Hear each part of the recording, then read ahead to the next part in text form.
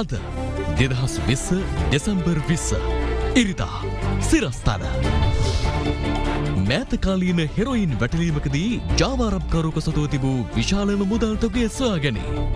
මුදල රුපියල් 5 කෝටි 90 ලක්ෂයක්. සතියක මුදල් තමයි මේ ළඟ තබාගෙන තිබෙන්නේ. කොටු කරගත් සැකකරුවන් අතර සොත්ති උපාලිගේ දියණියක්. මෙරට කොවිඩ් මරණ 171ක් තෙක් ඉහළට. දෙවැනි රැල්ලේ නවා සඳිතයන් 2500ක් සමග කළුතර අවදානම් වේ. ගම් 13ක් හුදකලා කෙරේ. සිංහල බෞද්ධ මතවාදය අසාර්ථකයි. කලකට පසු කරලියට මංගල කියයි. සිංහල බෞද්ධ දේශපාලන මතවාදය ෆේල් වෙලා. වසර 397කට පසු බ්‍රහස්පති සහ සෙනසුරු එකිනෙක සමපාත වී ඇති ලෙස දිස්වන විරල සංසිද්ධියක් හෙට. එම පිහිටීම නිසා කාලගුණ විපර්යාස ඇති විය හැකි බවටත් අනාවැකියක්. ෆයිසර් කොවිඩ් එන්නතට ස්විට්සර්ලන්තයේත් අනුමැතිය. From Other Verona, this is Other Verona Prime Time with Srimani Yapa and Shatara Alvis. Live from Studio 24 in Colombo. ආයුබෝවන් ඔබ අදත් එක්වන්නේ ලංකාවේ අංක එකේ සහ විශ්වසනීයම පුවත් විකාශය. අද දෙරන 6:55 සමග සජීවීව. හෙරොයින් ජාවාරම්කරුවෙකු සතුව තිබේදී මෑතකාලින වැටලීමකින් සොයාගත් විශාලම මුදල් ප්‍රමාණය සිය බහරයට ගැනීමට පොලිස් මද්‍රව්‍ය කාර්යාංශය සමත්ව තිබෙනවා. එලෙස සොයාගත් මුදල රුපියල් 5 කෝටි 90 ලක්ෂයක්. පොලිස් මද්‍රව්‍ය නාශක කාර්යාංශය ඊයේ සිදු කළ වැටලීමේදී හෙරොයින් සමග සැකකරුවන් 30 දෙනෙකු අත්අඩංගුවටගෙන ඇති අතර මෙරට නමගිය අපරාධකරුවෙකු වූ සොත්ති උපාලිගේ දියණියද ඒ අතර වන බවයි පොලිසිය පවසන්නේ. The big story. මහා පරිමාණ ජාත්‍යන්තර මද්‍රව්‍ය ජාවාරමක් පිළිබඳ ලද තොරතුරකට අනුව පොලිස් මද්‍රව්‍ය නාශක කාර්යාංශය ඊයේ පස්වරුවේ විශේෂ වැටලීමක් සිදු කර තිබෙනවා. එහිදී පළමු අත්අඩංගුවටගෙන ඇත්තේ නුගේගොඩ ප්‍රදේශයේ 38 හැවිරිදි කාන්තාවක්. ඇයගෙන් හෙළි කරගත් තොරතුරු අනුව තවත් සැකකරුවන් දෙදෙනෙකු අත්අඩංගුවටගෙනනේ උතුරු තලංගම සහ කඩුවෙල හේවාගම යන ප්‍රදේශවලින්. ඔවුන් 27 සහ 29 යන වයස්වල පසුවන පුද්ගලයින් බවයි පොලිසිය පවසන්නේ. කඩුවෙල හේවාගමදී අත්අඩංගුවටපත් සැකකරු සතුව තිබේ රුපියල් 5 කෝටි 90 ලක්ෂ 51820ක මුදලක් සොයාගන්නට පොලිස් මද්‍රව්‍ය නාශක කාර්යාංශයේ වැටලීමේදී සමත්ව තිබෙනවා.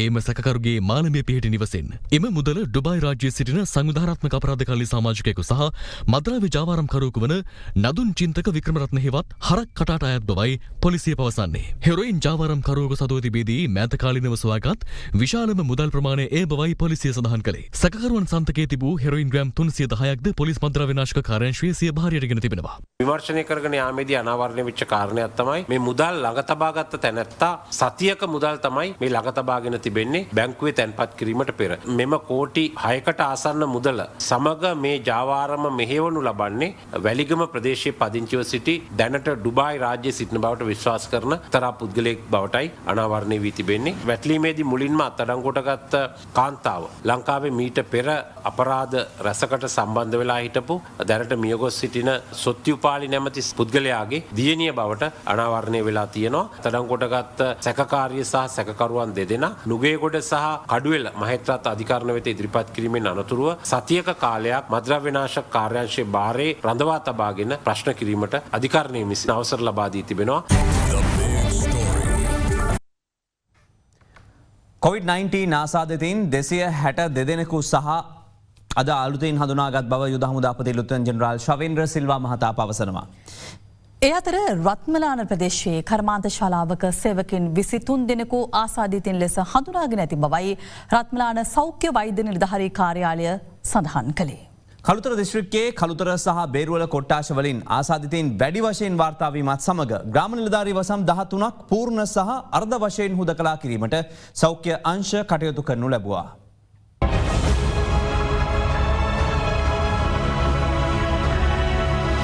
කොවිඩ් දෙවැනි රැල්ල ආරම්භ වූ ඔක්තෝබර් මාස සිට මේ දක්වා කළුතර දිස්ත්‍රික්කයෙන් හඳුනාගෙන ඇති සමස්ත කොවිඩ් ආසාදිතයින් ගණන 2500 ඉක්මවා තිබෙනවා. ඉන් ගෙවුණු සතිය තුළ පමණක් වාර්තා වී ඇති මුළු ආසාදිතයින් ගණන 795ක් වන අතර ඊයේ දිනේ කළුතර දිස්ත්‍රික්කයෙන් තවත් ආසාදිතයන් 120 දෙනෙකු හඳුනාගත් බව කොවිඩ් පැතිරීම වැළැක්වීමේ ජාතික ක්‍රියාන්විත මධ්‍යස්ථානය සඳහන් කළා. බණ්ඩාරගම අටලුගම ප්‍රදේශයෙන් ඊයේ නවාසාදිතීන් 130 දෙනෙකු හඳුනාගෙන තිබුණේ පසුගියදා සිදු කළ PCR පරීක්ෂණ 460ක් අතරින්. ඒ සමගම බණ්ඩාරගම අටලුගම ප්‍රදේශයෙන් වාර්තා වන රෝගීන් සංඛ්‍යාව 734 දක්වා ඉහළ නැංවෙන අතර අද දිනේ එම වාර්තා වුණු රෝගීන් සියල්ලක්ම ප්‍රතිකාර මධ්‍යස්ථානවලට යැවීමට කටයුතු කරන අතර PCR පරීක්ෂණ ගේන්ගට ගොස් සිදු කිරීමට උපදෙස් ලැබිලා තියෙනවා.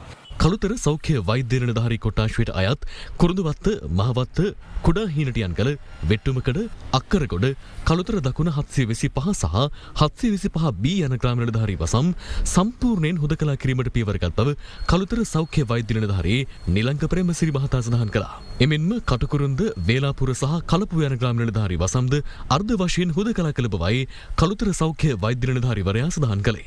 මෙම ප්‍රදේශ ආශ්‍රිතව ඊයේ කොවිඩ් ආසාදිතයන් 30 දෙනෙකු හඳුනාගෙන තිබූ අතර අද තවත් ආසාදිතයින් 16 දෙනෙකු වාර්තා වීමත් සමග මෙම පියවර ගෙන තිබෙනවා.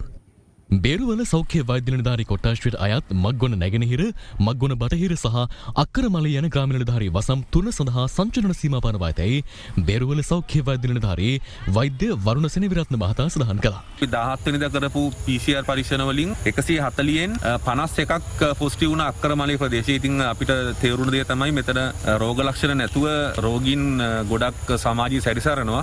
දෙවයිනේ දිස්ත්‍රික්ක 17කින් කොවිඩ් ආසාදිතයන් 618 දෙනෙකු ඊයේ හඳුනා ගැනුණු අතර කොළඹින් 241ක්, කළුතරින් 120ක්, ගම්පහින් 99ක්, ගාල්ලෙන් 45ක්, මහනුවරින් 33ක්, රත්නපුරෙන් 27ක් සහ සෙසු දිස්ත්‍රික්කවලින් 53ක් වශයෙන් ආසාදිතයින් වාර්තා වුණා. කොළඹින් වාර්තා වූ ආසාදිතයන් 241 දෙනා අතර ආසාදිතයන් වැඩි වශයෙන් හඳුනාගෙන තිබෙන්නේ බොරැල්ල, ග්‍රෑන්ඩ් පාස්, කොම්පාඤ්ඤ වීදිය, වැල්ලවත්ත, මට්ටක්කුලිය, මරදාන සහ බ්ලූ මැන්ඩල් යන ප්‍රදේශවලින්. මේ දිනවල කොළඹ නගරය තුළින් කොවිඩ් ආශාදිත රෝගීන් 150 175 අතර ප්‍රමාණයක් දෛනිකව සොයාගන්නට අපිට හැකි වෙලා තියෙනවා. අපිට පුළුවන් වුණා මෝදර රජමල්වත්ත ප්‍රදේශයේ වැඩිහිටි නිවාසයකින් රෝගීන් 45 දෙනෙකු සොයාගන්නට. එයින් 12 දෙනෙක් මේ වන විට රෝහල්ගත කරලා තියෙනවා.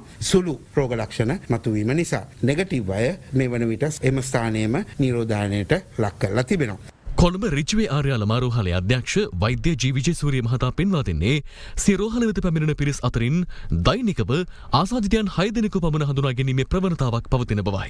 දිනකට සාමාන්‍යයෙන් රෝගීන් 5 දෙනෙක් 6 දෙනෙක් පමණ දරුවන් හෝ මව්වරුන් හඳුනා ගැනීමට හැකි වෙනවා COVID-19 ආසාදනය තියෙන බවට.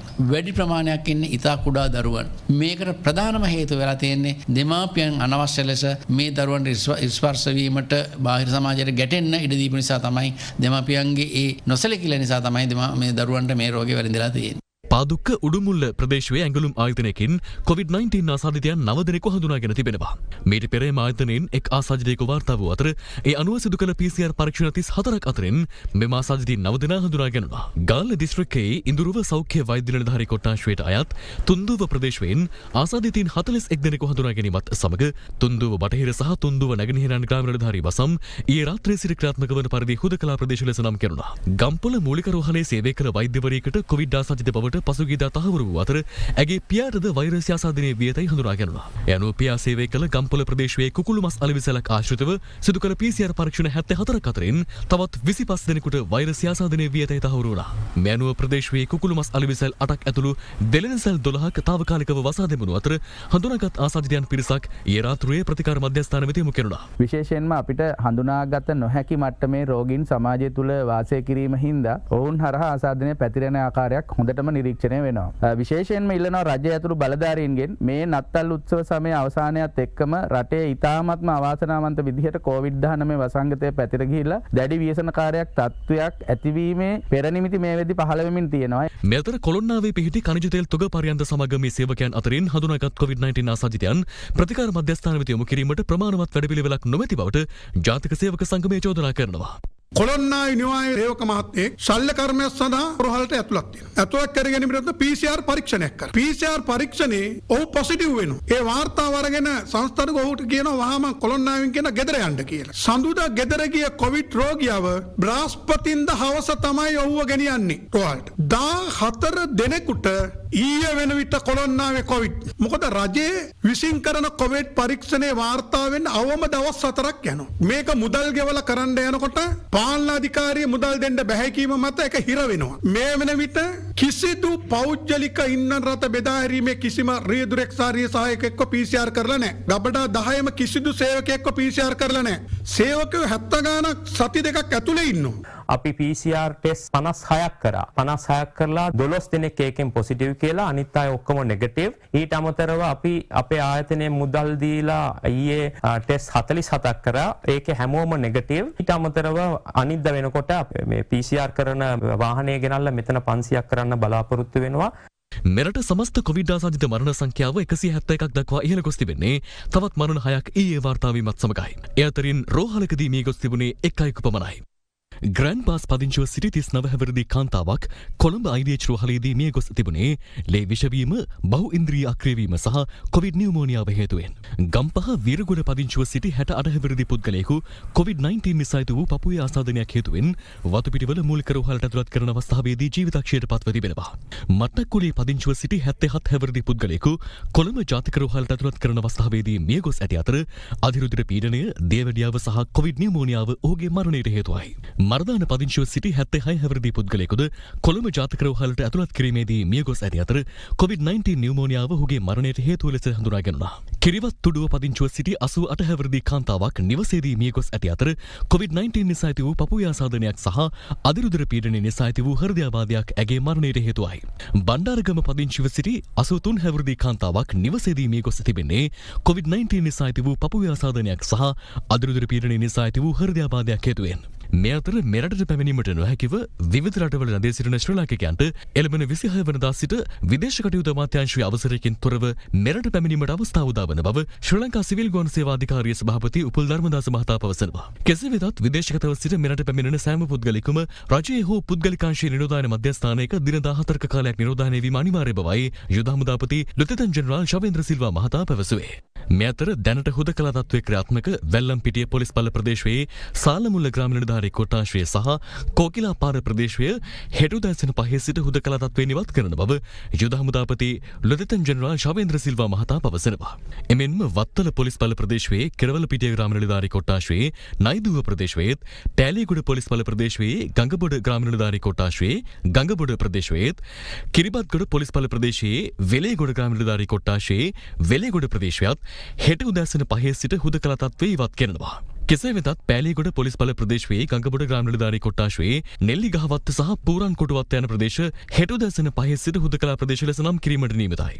එමෙන්ම වෙලේගොඩ උතුර ග්‍රාම නිලධාරී කොට්ටාශයේ ශ්‍රී ජයන්ති මාවත ප්‍රදේශයත් හෙට උදෑසන 5 සිට හුදකලා ප්‍රදේශ ලෙස අලුතින් නම් කරනවා.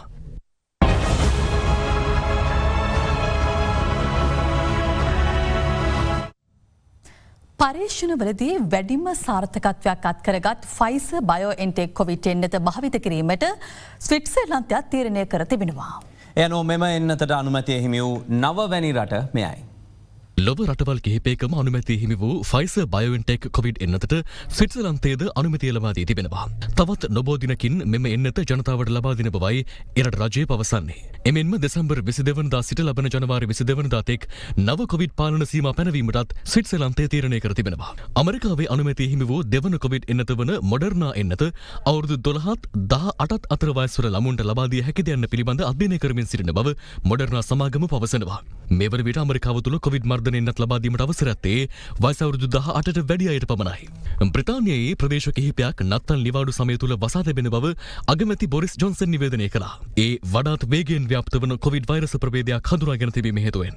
ඒ අනුව ලන්ඩන් සහ එංගලන්තයේ ගිනි කොන දිග ප්‍රදේශවලට අද සිට සිව්වන මට්ටමේ සංචලන සීමා ක්‍රියාත්මකයි. ඊශ්‍රායෙල් අගමැති බෙන්ජමින් නෙතන්යාහු විසින් ඊයේ ෆයිසර් බයෝඑන්ටෙක් කොවිඩ් මර්ධන එන්නත ලබා ගැනුණා. එම අවස්ථාව රූපවාහිනී නාලිකා සජීවීව විකාශය කළේ මෙලෙසින්. යනුව කොවිඩ් එන්නත ලබාගත් පළමු ඊශ්‍රායෙල් වැසියා බවට ඔහු පත්වනවා. මේ අතර තුර්කියේ පෞද්ගලික රෝහලක දැඩි සත්කාර එකකයක් තුළ හටගත් ගින්නකින් කොවිඩ් රෝගීන් 9 දෙනෙකු මිය ගොස් තිබෙනවා. ඔක්සිජන් සහිත ශ්වසන ආධාරක යන්ත්‍රයක් පුපුරා යාමෙන් ගින්න හටගෙන තිබුණා. සමස්ත ගෝලීය කොවිඩ් ආසාදිතයින් සංඛ්‍යාව අද 7,66 ලක්ෂයක්ම වගේ ගියා. ලෝපුරා වාර්තා වී ඇති කොවිඩ් මරණ සංඛ්‍යාව 16,92,000කට අධිකයි. මධ්‍යම අධිවේගී මාර්ගයේ ඉදිකිරීම් කටයුතු මුල් සැලසීමේ තිබූ පරිදි දඹුල්ල දක්වා දීර්ඝ කිරීමට කටයුතු කරන බව අග්‍රාමාත්‍ය මහින්ද රාජපක්ෂ මහතා පවසනවා. කුරුණෑගල ප්‍රදේශයේදී රන්බිම ඔප්පු ප්‍රදානය කිරීමේ උත්සවයකට එක්වෙමින් අග්‍රාමාත්‍යවරයා මේ බව සඳහන් කළා. රන්බිම ඔප්පු දසලක්ෂයක් ප්‍රදානය කිරීමේ ජාතික වැඩසටහනේ වයිම පළාත් අධියර කුරුණෑගලදී ඊයේ පැවැත්වුණේ අග්‍රාමාත්‍ය මහින්ද රාජපක්ෂ මහතාගේ ප්‍රධානත්වයෙන්. ඉඩම් ප්‍රතිසංස්කරණ කොමිෂන් සභාව මගින් ක්‍රියාත්මක මෙම ව්‍යාපෘති අර්ථයේ නීත්‍යානුකූල ඉඩම් ඔප්පු 400ක් ලබා දීම සිදු කෙරුණා. කුරුණෑගලට ඇවිල්ලා අපි නුවරට යන අධිවේගී මාර්ගය ආරම්භ කරන්න පියවර තැබුවා. ඒ අධිවේගී මාර්ගය දඹුල්ල දක්වා දික් කිරීම අපේ ඇමතුමා ඉල්ලීමක් කරනවා. අපි ඒක අනිවාර්යයෙන්ම ඉටු කරලා දෙනවා කියන එක අපි තමුන්නාන්සේලාට මතක් කරන්න ඕනේ. විශේෂයෙන් අපේ ආණ්ඩුව අපි වැඩ කරනවා. ඒක වැඩ කරගෙන යනකොට ජනතාව ඊළඟට අනිත් ආණ්ඩුවට UNP ආණ්ඩුවකට බලය දෙනවා. බලය දුන්නායින් පස්සේ උන් ඒ අපි කරපු වැඩ සම්පූර්ණයෙන්ම නතර ඒවා වෙනත් විදියට කටයුතු කරන්න සූදානම් වෙනවා. ඒක තුලදී ඇති වෙන්නේ අපිට නැවත බලය ඇවිල්ලා අපි අර කරගෙන ආපු වැඩ කොටස නතර වෙච්ච කෙනා ඒවම තියලා තමයි ඒ කට්ටිය ආපහු යන්නේ. ඉතින් අපිට ඒක මුල ඉඳලම කරන්න සිද්ධ වෙලා තියෙනවා. නැත්නම් දඹුල්ලට අධිවේගී මාර්ගය හැදෙන්නේ වක් ඉස්සර. ඒ තත්ත්වය තමයි ඇති වෙන්න තිබුණේ. මොකද ඒවා කෙරුණේ නැහැ. අපි කරන හැම ක්‍රියාවක්ම විරුද්ධ වාදීන් විවේචනය කරනවා. හොඳ වැඩක් කරත් විවේචනය කරනවා. නරක වැඩක් කරත් විවේචනය කරනවා. ඉතින් හොඳයි නරක වැඩ කරොත් අපි විවේචනයේ ලක් විය යුතුයි. හොඳ වැඩක් කරාම ඒක අගය කරන්න උන්ට පුළුවන් කමක් නැහැ. ඒකයි කනගාටුවට කාරණා. මේ අතර මධ්‍යම සංස්කෘතික අරමුදල මගින් දඹුල්ලේ ඉදිකෙරුණු ආචාර්ය රෝලන් සිල්වා බිතුසිතුවම් පරීක්ෂණ සහ සංරක්ෂණ මධ්‍යස්ථානයේද අග්‍රාමාත්‍යවරයා අද විවෘත කළා.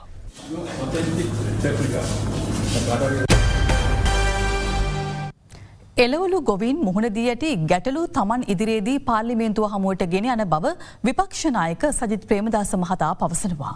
බදුල්ල ප්‍රදේශයේ පැවති වැඩසටහනකට එක්වෙමින් විපක්ෂ නායකවරයා මේ බව සඳහන් කළා. සමග ජනබලවේගයේ විසින් සංවිධානය කරන දිනමු වැඩසටහන යටතේ බදුල්ල ඌව පරණගම අමගස්තුව ප්‍රදේශයේ ගොවි හමුවකට අද විපක්ෂ නායක සජිත් ප්‍රේමදාස මහතා සහභාගී වුණා. එහිදී ගොවීන් තමන් මුහුණ දෙන ගැටලු සම්බන්ධයෙන් විපක්ෂ නායකවරයා දැනුවත් කළා. පෞගිය කාලේ සිද්ධීන් අමතක කරත් අපිට බීජ අර්ථාපල් හොන්ඩරයක් මේට ගේනකුට පියල් 18500ක් වගේ මිලක් වෙනවා. මීට පෙර තිබුණු ගාන කීය? 10000 12000ක් අතර වගේ තමයි තිබුණේ. ඊට වැඩිය බරපතලම ප්‍රශ්නේ පොහොර ටිකක් හොයාගන්න නැතුව ගොවියා අසරණ වෙලායි. දැන් මාසයක් විතර සල්ලි බැඳලා ගොවියෝ බලාගෙන ඉන්න ඕන පොහොර ගන්න. අර්ථාපල් වලට මොකද සාධාරණ මිල? අපි සාකච්ඡා කරේ දා පාර්ලිමේන්තු කමිටුශාලාවට ගිහිල්ලා රුපියල් 100ක්. දැන් 100ට වැඩි හම්බ වෙනවනේ. දැන් වෙලෙන්ද තමයි තීරණය මිල තීරණය කරන්නේ. දැන් ලීක්ස් යනවා 20ට. රුපියල් 20යි. කැරට් රුපියල් 50යි ගෝවා 12යි 15යි. විපක්ෂ නායකවරයා හැටියට ජනතා ප්‍රශ්න පිළිබඳව පාර්ලිමේන්තුව තුළ ලොකු හඬක් නගන්නට පුළුවන්. වගාවට යන යෙදවුම් මිල නිෂ්පාදන මිලේ වර්ධනයක් සිදු වෙලා තිබෙනවා. ඒ වගේම පොහොරවල ලොකු අගහිඟතාවයක් තිබෙනවා. වෙළඳ සැල්වලත් පොහොර නොමැති බරපතල ප්‍රශ්නයක් තිබෙනවා. ඒත් වශයෙන්ම මේ පවත්වන්නේ එක්තරා අතකින් විපක්ෂ නායක ජංගම සේවයක්. පහුගිය ජනාධිපතිවරණයේදී මම ප්‍රකාශ කරා ජනතාවගේ කකුල් දෙක ළඟට ඇවිල්ලා ප්‍රශ්න විසඳනවායි කියලා. දෙපතුල ළඟට එනවායි කිව්වා. දැන් මම තමුන්නාසලාගෙන් අහන්න කැමති ජනතාවගේ දෙපතුල ළඟට එන එක හොඳද නරකද? සිංහල බෞද්ධ මතවාදය අසාර්ථක වී ඇති පසුබිමක විපක්ෂයේ ඇතමුන් සිංහල බෞද්ධ ආණ්ඩු පිහිටවීමට උත්සාහ දරන බව හිටපු අමාත්‍ය මංගල සමරවීර මහතා පවසනවා. මාතර පැවති සම්මන්ත්‍රණයකට එක්වමින් ඔහු මේ බව සඳහන් කළා. නැවුම් අපේක්ෂාවේ අලුත් ඇරමුම නමින් හිටපු අමාත්‍ය මංගල සමරවීර මහතාගේ ප්‍රධානත්වයෙන් සම්මන්ත්‍රණයක් අද පැවැත්වුණා. ජනාධිපතිවරණයක් තිරුවා මම නියෝජනය කරන කඳවුර එම කඳවුරේ අපේක්ෂකයන් ඒ හරහා මමත් අන්ත පරාජයකට පත් කරා. පෙරදුනා විතරක් නෙමෙයි අන්තිමට උදේ වෙනකොට ගණන් බල ඉන්න හිතුන්නේ නැහැ. ඇඳේ අනිත් පැත්තට රෝල් වෙලා බුදිය ගත්තා. කෙසේ වෙතත් අපේ අනිත් අපේක්ෂකයාට විශාල විශිෂ්ට ජයග්‍රහණයක් ලබා දුන්නා. පත් කරගත්තායින් පස්සේ පාර්ලිමේන්තුවේ 3 ඉල්ලුවා. ඒකත් මේ තියෙන මැතිවරණ ක්‍රමය නිසා තමයි 3 ලැබුණේ. ආසන ක්‍රමය වැරදිලාවක් තිබුණා නම් ජේ.ආර්. ජයවර්ධනටත් වඩා වැඩි ශක්තිමත් පාර්ලිමේන්තුවක් ගෝඨාභය රාජපක්ෂට ලබා දීලා ඉතාමත්ම ශක්තිමත් බලවත් ආණ්ඩුවක් සහ ජනාධිපතිවරයෙක් අපිට ලැබිලා තියෙනවා. දැන් ඡන්දය ඉවර වෙලා මාස 4යි. දැන් සර්ෆේල් කියලා හිතාගෙන විපක්ෂයේ ඉන්න සමහරුත් දැන් ඒ සර්ගේ සපත්තු දෙකට බහැලා සර්ට වඩා හොඳ සිංහල බෞද්ධ තනි ආණ්ඩුවක් කරගෙන යන්න තමන්ට පුළුවන් කියලා විපක්ෂයේ සමහරුනුත් මේ වෙනකොට අලුත් සූට් බහනවා දත් මදිනවා. හැබැයි විතරෝනේ මම කියනවා සර් නෙමෙයි ෆේල්.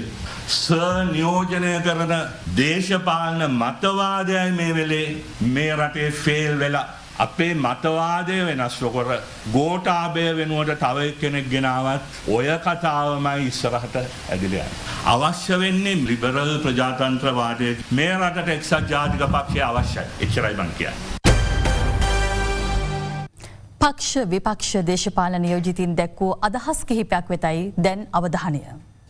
ලෝකේ ප්‍රබල රටවල්වලට කොවිඩ් එක මෙහෙව ගන්න බැරි වෙද්දී අපේ රජය සහ ගෝඨාභය ජනාධිපතිතුමා මේ රටේ ජනතාව ආරක්ෂා කෙරුවා. ඒකට නිඳා කරනවා. අද රටේ ජනතාව මී කතුරට අහුවෙච්ච මීයන්ගේ තත්ත්වයට වැටලා තියෙනවා. අර පොල් කෑල්ලද චීස් කෑල්ලද වගේ ධම්මික පැණි අත සෞඛ්‍ය ඇමතුමිය මේක බීලා පෙන්නලා බොන්න කියලා කොවිඩ් සම්බන්ධයෙන් ඇමතුමිය කියන බොන්න එපායි කියලා. ඒතකොට මේ ජනතාව කොහකටද තීරණයක් ගන්නෙ මේක බොනවද නැද්ද කියන එක. ජනතාවට විකල්පයක් තියෙනවා. ඒගොල්ලන්ට ඕනම් බටහිර වෛද්‍ය ක්‍රමයෙන් යොදා ගන්න පුළුවන් නැත්නම් දේශීය යොදා ගන්න. ඒ විකල්පය ජනතාවට දීලා අපිට තින්නේ පරීක්ෂණය කළ ආයුර්වේදයෙන් දේශීය ඖෂධයක් හැට්ට ඒ පිළිබඳව යම් නිර්දේශයක් කරන එක. ඉතින් ඒකට කාලයක් ගත වේවි. විමල් වීරවංශකරු ඇමතුමනි, ඔබතුමා අපි දැක්ක ගිහිල්ල ඉවර වෙලා මේ වෙද කම කරගෙන යන ධම්මික මහත්තයාට රජයේ වියදමින් යම්කිසි භාණ්ඩ ටිකක් පිරිනමනවා. කර්මාන්ත අමාත්‍යාංශය අර අපි අහනවා එතකොට මේ රටේ ඉන්න අනිත් ආයුර්වේද වෛද්‍ය ඇයි ඒ සහනිය දෙන්නේ නැත්තේ? අනිවාර්යෙන් ලංකාවේ කෙනෙක් මොනවාරි හොයා ගන්නවා නම් අපි ඒ සඳහා උදව් කරන්න ඕනේ. ඒක සායනික පරීක්ෂණයෙන් පස්සේ ඒක හොඳද නරකද කියන එක ඒක ඊට පස්සේ තීන්දුව වෙයි. මට ඉතාමත් පැහැදිලිව කියන්නේ සජිත් ප්‍රේමදාස මහත්තයා සහ විපක්ෂයේ උත්සාහ කරන්නේ එතුමන්ලා කැමති මේ රටේ කොරෝනා වැඩි වෙනවා නම්. එතුමන්ලා කැමති මේ රටේ මරණ වැඩි වෙනවා නම්. ඒ නිසා තමයි එතුමන්ලා ඒ වගේ ප්‍රකාශ කරන්නේ. හම්බන්තොට වරාය විකුණන්න හදනකොට මේක ගන්න එපා ගත්තොත් මේ වරාය නැවතත් අපි පවර ගන්නවා කියන. නමුත් දැන් අවුරුද්දකටත් වැඩි ගිහිල්ලා ඒක පවර ගන්නෙත් නැහැ. කොළඹ වරායත් අද ඉන්දියාවට දෙන්න දැන් ගිවිසුම් අත්සන් කරන්න යනවා. මේ පිළිබඳව කැබිනට් මණ්ඩලයේත් සාකච්ඡා වෙමින් යනවා. දේශීය ආයෝජකෙක් දැනට ඉදිරිපත් වෙලා නැහැ. දැන් ඉදිරිපත් වෙලා තියෙන ඉන්දියාවේ ආයෝජකයෙක් මේක විකුණනොත් රට නැත්තර නැති වෙනවා. මේ රටේ වරායේ සේවකයෝ උගතුන් බුද්ධිමතුන් ඒ වගේම දේශපාලන ව්‍යාපාර අපි හැමදෙනාම සූදානම්. අපි හොයලා දෙන්නම් ඩොලර් මිලියන 400 පටන් ගන්න ලංකාවේ වරායේ වැඩේ. කියන විදියට ඔහුට හොයලා දෙන්න පුළුවන් කියලා ඩොලර් මිලියන 700ක් ඉතාම වැදගත් යෝජනාවක්. හැබැයි කටින් බතලින් ඉඳන් නැතුව ඒක ලබා දෙන විදිය කියන්නේ. රුපියලක්වත් වරායේ සේවකයෝ පඩි ගන්නේ නැතුව අවුරුදු 10ක්වත් තමන්ගේ වැටුප පරිත්‍යාග කරන්න වෙනවා මේ කියන ඩොලර් මිලියන 700 හොයාගන්න. නැගිටින පර්යන්තය රුපියලකවත් ණයක් ගන්න නැතුව අපි ආයෝජකයෙකුට ආරාධනා කරනවා. ඒ ආයෝජකයා එනකොට 51%කෙහි ලාභය අපිට හම්බ වෙන්නේ. 49%ක් පවයි ඔහුට හම්බ වෙන්නේ. ඒ විතරක් නෙවෙයි අවුරුදු 35කදී මේකේ 100%ම අයිතිය අපි සතු වත්කමක් බවට පත් වෙනවා. බ්‍රහස්පති සහ සෙනසුරු ග්‍රහලෝක දෙක එකිනෙකට ඉතා සමීපව දිස්වන ඉතා විරල සංසිද්ධියක් දැක ගැනීමේ අවස්ථාව හෙට ලෝ පුරා ජනතාවට උදා වෙනවා. එම අවස්ථාව ලැබෙන්නේ වසර 397කට පසුව බවයි තාරකා විද්‍යාඥයින් පවසන්නේ. සෞරග්‍රහ මණ්ඩලයේ විශාලතම ග්‍රහලෝකය වන බ්‍රහස්පති සහ වලලු සහිත ග්‍රහලෝකය වන සෙනසුරු මේ දිනවල සිය පරිභ්‍රමණවලදී එකිනෙකට ලංවෙමින් ගමන් කරනවා. එහි උපරිම අවස්ථාව හෙට පස්වරයේ උදාවෙද්දී පෘථිවියේ චලිතයට සාපේක්ෂව පෘථිවියට දිස්වන්නේ මෙම ග්‍රහලෝක දෙක ඉතා ආසන්නව පිහිටා ඇති අයුරින්. එනම් පෘථිවියේ සිට බලන විට මෙම ග්‍රහලෝක දෙක එකිනෙක සමපාත වී ඇති ලෙස දක්නට ලැබෙනවා.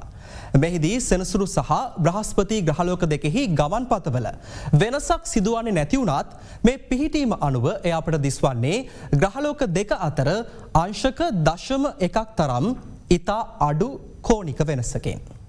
මෙම විරල ග්‍රහ සංසිද්ධියේ උපරිම අවස්ථාව හෙට සවස හිරු බැසගේ පසු උදා වන බවයි තාරකා විද්‍යාඥයින් පවසන්නේ. මේ ග්‍රහලෝක දෙක එක්කෙනෙක් කිට්ටු වෙලා කියන්නේ අංශකින් 10න් එකක් හෙවත් විශේෂයෙන්ම ගත්තොත් එහෙම කලා 6.1ක් තරම් කිට්ටුවට එනවා. එතකොට සමහර අය දැනටම අනාවැකි පළ කරලා තියෙනවා මේ දෙක එක ග්‍රහලෝකයක එකට ඇලිච්ච නිකන් බෝල දෙකක් වගේ ගිනි පුළඟක් වගේ දකි කියලා. පෘථුවිය ඉඳන් බලනකොට තමයි අපිට පේන්නේ මේ බ්‍රහස්පති සෙන්සුරු එකම රේඛාවකට ඇවිත් තියෙන විත්තිය. ප්‍රවෘත්තිය. නමුත් මේවා අතර පළතරේ කෝටි ගාණක්. ඉතින් දෙකම එකක් හැටියට තමයි දැන් මේ අවස්ථාවේදී අපිට දැක ගන්න ලැබෙන්නේ. ග්‍රහලෝක දෙක එකිනෙකට මෙතරම් සමීපව දිස්වන මෙම සංසිද්ධිය හෙට සිදුවන්නේ වසර 397කට පසුවයි. එනම් අවසන් වරට මෙම ග්‍රහලෝක දිත්වය මෙලෙස දැක ගැනීමට හැකි වත්තේ ක්‍රිස්තු වර්ෂ 1623 ජූලි 16 වනදායි.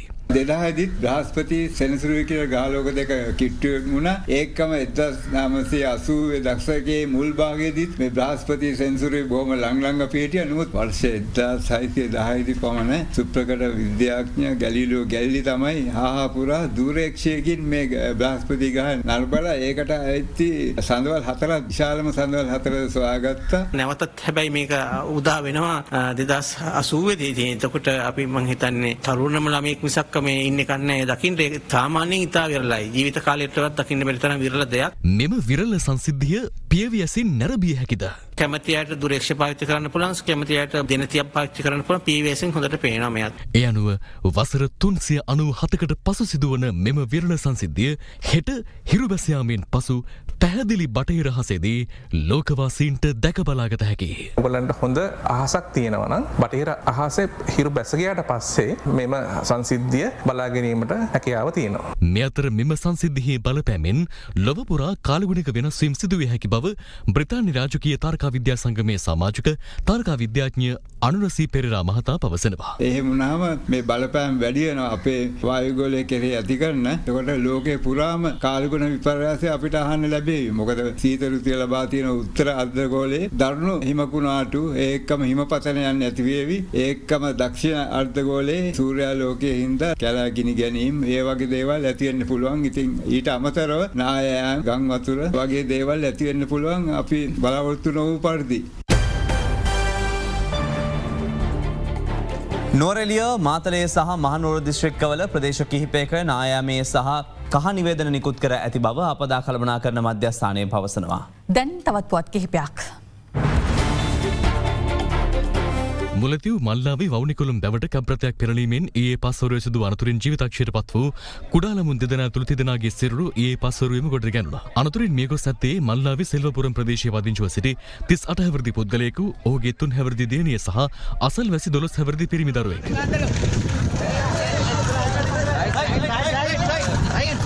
ගම්පහ කැලෑකන්දේ ගම්මාන දෙක වෙන් කරන සීමාව ඇති පස්කන්දක් කිසියම් පිරිසක් විසින් කපා දැමීමට විරෝධය පළ කරමින් ගම්මාන දෙකේ ජනතාව ඊයේ පස්වරුවේ විරෝධතාවයක නිරත වුණා. ගම්මාන වෙන් කරන සීමාවේ පැවති විරෝධතාවය පාලනය කිරීම සඳහා එහි පැමිණි පොලිස් නිලධාරීන් සහ විරෝධතාකරුවන් අතර එහිදී නොසන්සුන් තත්ත්වයක් ඇති වුණා. මේක කපපුවාම මේකෙන් එන ජල්ල උලපල්තරක මේ හිමාම එහා ගමටයි මෙහා ගමටයි ගන්න දෙකන වතුර නැහැ. බස්නාහිර පළාතට ඇතුළු වන රථවාහන පරීක්ෂා කිරීමේ මෙහෙයුමක් අද පෙරවරුවේ මේගමුව කොච්චිකඩේ තෝප්පුව පාලම අසලදී සිදු කෙරුණා. මද්‍රව්‍ය ප්‍රවාහනය කිරීම වැටලීම සඳහා එම මෙහෙයුම සිදු කෙරුණේ හලාවත සහ මේගමුව පොලිස් සුනක කොට්ටාශවල ග්‍රීනා සහ සැන්ඩ්‍රා යන පොලිස් නිල සුනකයන්ද යොදා ගනිමින්.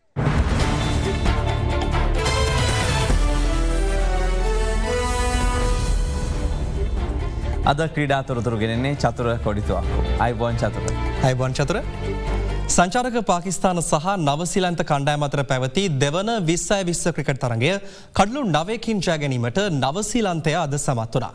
ඒ පොතත් සමගින් ස්පෝර්ට්ස් ඉන් බ්‍රීෆ් විශේෂාංගය දැන්.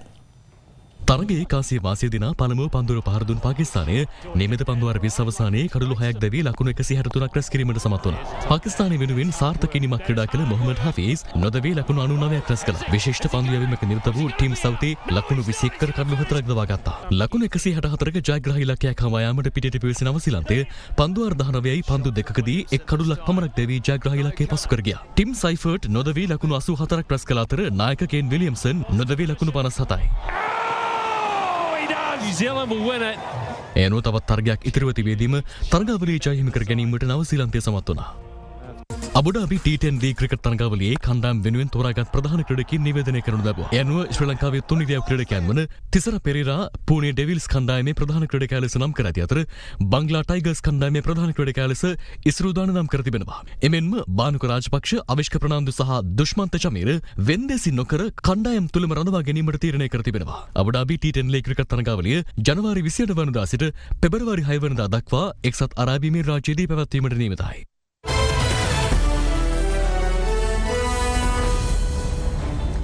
ඒ සමගින් අපගේ ප්‍රධාන පුවත් ප්‍රකාශය නිමාවට පත් වෙනවා. සුබ රාත්‍රියක්.